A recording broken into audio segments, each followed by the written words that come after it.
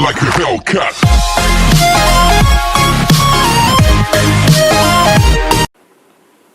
Hello बच्चों, 12th economics की class में आपका बहुत बहुत स्वागत है। बच्चों, आज का हमारा जो टॉपिक है उत्पादक का संतुलन, प्रोड्यूसर्स इक्विलिब्रियम। इससे पहले हमने एक उत्पादक या एक फर्म की लागत और आय की अवधारणाओं के बारे में अध्ययन किया था। दोनों चैप्टर्स एक दूसरे से मिलते जुलते थे और एक दूसरे से लिंक अप भी थे।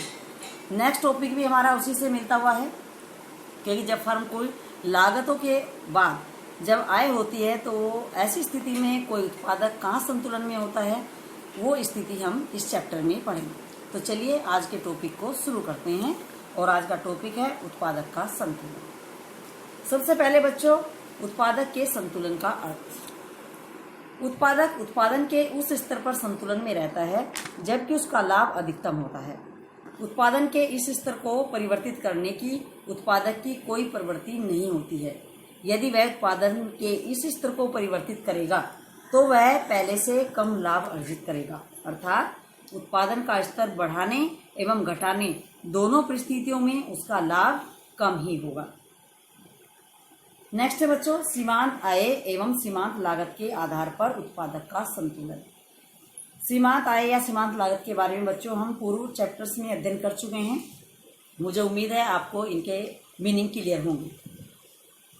सीमांत आय एवं सीमांत लागत के आधार पर उत्पादक निम्न दो शर्तों के पूर्ण होने पर संतुलन प्राप्त करता है।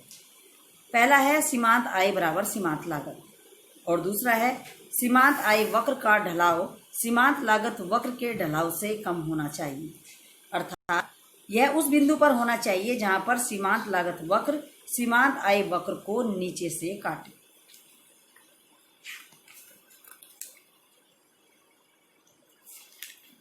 यहाँ बच्चों एक टेबल दी गई है।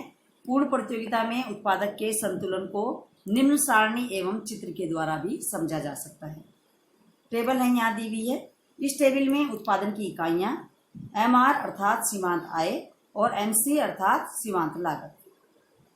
उपरोक्त सारणी में सीमांत आय एवं सीमांत लागत उत्पादन की 2 एवं 4 इकाइयों पर बराबर है, परंतु उत्पादक का संतुलन 4 इकाइयों पर होगा, क्योंकि उत्पादन के इस स्तर के पश्चात सीमांत लागत में वृद्धि हो रही है। जो वैल्यू हमने कॉलम के अंदर सर्किल के अंदर दी गई है उसको आप देखिए। अतः यदि उत्पादक 4 से ज्यादा इकाइयों का उत्पादन करता है, यानी 5 इकाई, तो सीमांत लागत सीमांत आय से अधिक हो जाएगी एवं उत्पादक को असामान्य हानि वहन करनी होगी।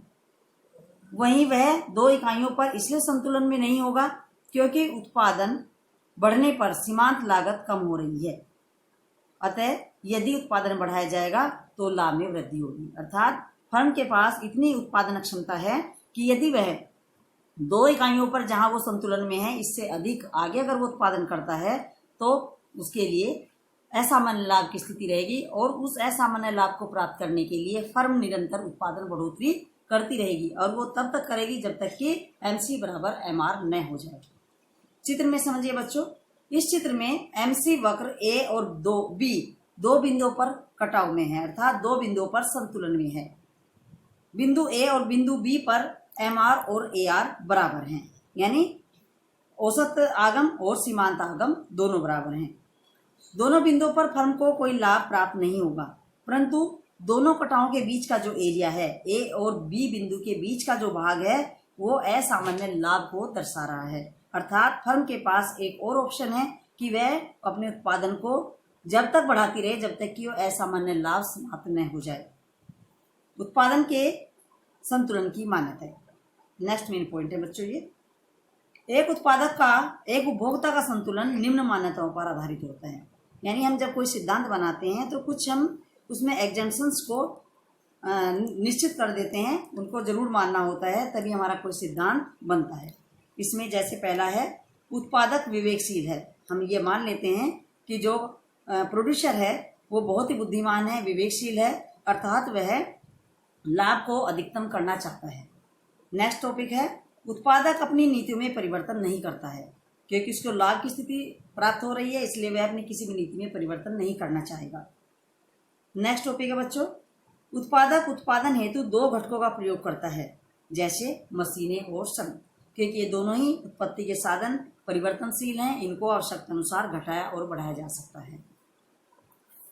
नेक्स्ट मेन टॉपिक है बच्चों, उत्पादक का संतुलन लाभ एवं हानि की स्थितियों में। अल्प अवधि में यानी जब हमारे पास समय की कमी हो, कम समय की स्थिति में पूर्ण प्रतियोगिता में उत्पादक का संतुलन निम्न 3 स्थितियों के सापेक्ष समझा जा सकता है। पहला है असामान्य लाभ। एक उत्पादक असामान्य लाभ तब अर्जित करता है जबकि कुल आय कुल लागत से अधिक हो। जैसा कि स्पष्ट है, कुल आय यानी जब हमारा बेनिफिट हमारी लागतों यानी हमारे खर्चे से जब बहुत ज्यादा अधिक होता है तब असामान्य लाभ की स्थिति होती है। इसे चित्र के द्वारा समझ सकते हैं। इस चित्र में उत्पादक का संतुलन बिंदु ई है। सर्किल के अंदर देखिए बच्चों, क्योंकि इस बिंदु पर उत्पादक के संतुलन की दोनों शर्तें पूर्ण हो रही हैं, अर्थात यहाँ पर सीमांत आय एवं सीमांत लागत बराबर हैं। चित्र को देखिएगा, MC बराबर AR या MR, एवं इस बिंदु के पश्चात सीमांत लागत सीमांत आय से अधिक हो जाती है, क्योंकि बिंदु के बाद AC नीचे रह जाती है और उससे पहले MC उसके ऊपर आ जाती है, अर्थात लागतें बढ़नी प्रारंभ हो गई हैं। तो ऐसी स्थिति में फर्म अपने उत्पादन को रोक देना चाहेगी, क्योंकि असामान्य लाभ समाप्त होने की स्थिति में है और फर्म हानि की ओर एक कदम बढ़ रही है। अगर फर्म और अधिक उत्पादन करती है असामान्य लाभ से प्रभावित होकर या आकर्षित होकर, तब दूसरी स्थिति बनती है असामान्य हानि। एक उत्पादक असामान्य हानि तब वहन करता है जबकि कुल लागत कुल आय से अधिक हो, अर्थात हमारे खर्चे हमारी आय की तुलना में अधिक हो जाएं। इसे चित्र के द्वारा समझ सकते हैं बच्चों। इस चित्र में उत्पादक का संतुलन बिंदु ई है, क्योंकि इस बिंदु पर एक उत्पादक के संतुलन की दोनों शर्तें पूर्ण हो रही हैं।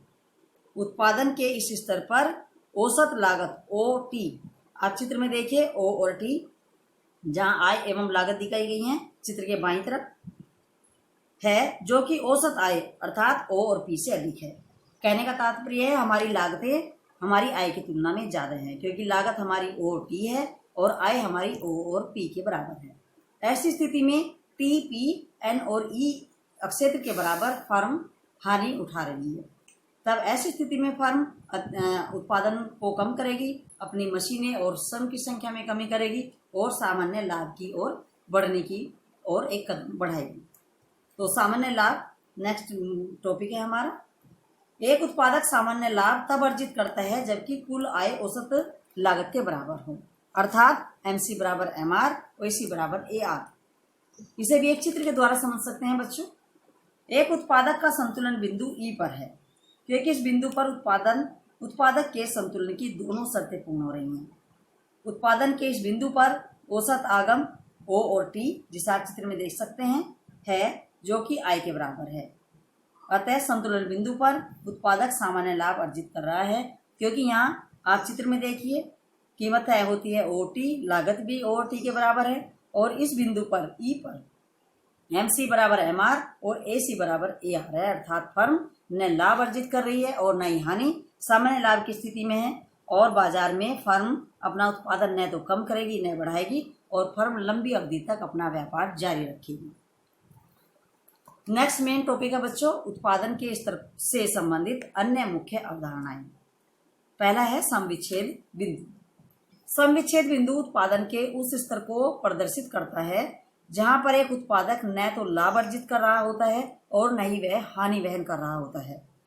यह उत्पादन के उस स्तर पर उत्पन्न होता है जबकि औसत आय औसत लागत के बराबर हो, अर्थात AR बराबर AC।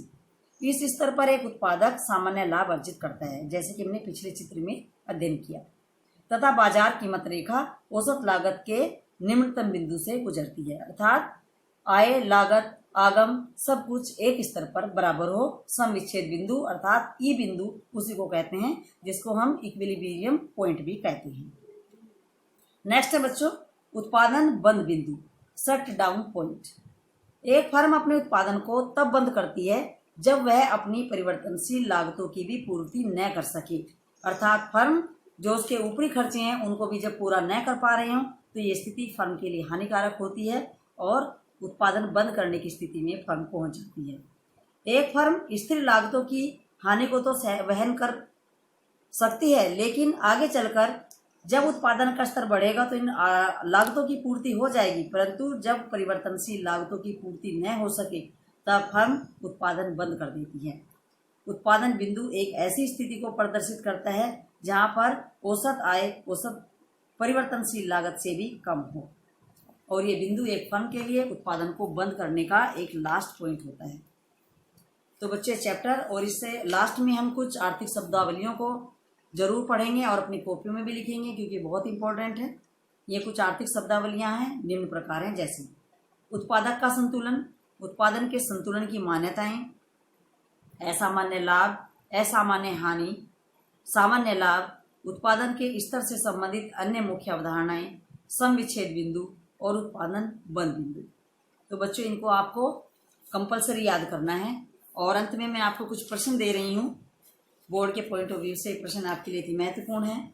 सबसे पहले इनमें है अति लघु प्रश्न। पहला क्वेश्चन है आपका, उत्पादक कौन है। दूसरा है, उत्पादक के संतुलन से आप क्या समझते हो। तीसरा क्वेश्चन है, आर्थिक लाभ से आप क्या समझते हैं। चौथा क्वेश्चन है, एक उत्पादक असामान्य लाभ कब अर्जित करता है। और पांचवा प्रश्न है, क्या सामान्य लाभ लागत का एक घटक है।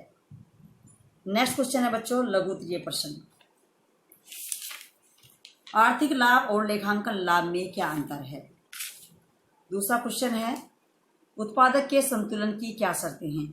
और तीसरा क्वेश्चन है, उत्पादक संतुलन की मान्यताएं बताइए। और अंत में बच्चों दो प्रश्न आपको दीर्घ उत्तरीय दिए जा रहे हैं। जैसे इसमें पहला है, उत्पादक के संतुलन की शर्तें उदाहरण सहित लिखिए। और दूसरा क्वेश्चन है, सम विच्छेद बिंदु एवं उत्पादन बिंदु से आप क्या समझते हैं, चित्र की सहायता से समझाइए। तो बच्चों ये आज का आपका टॉपिक था। सभी क्वेश्चंस को आपको 2 दिनों के अंदर कॉपी में लिख के मुझे सेंड करनी है।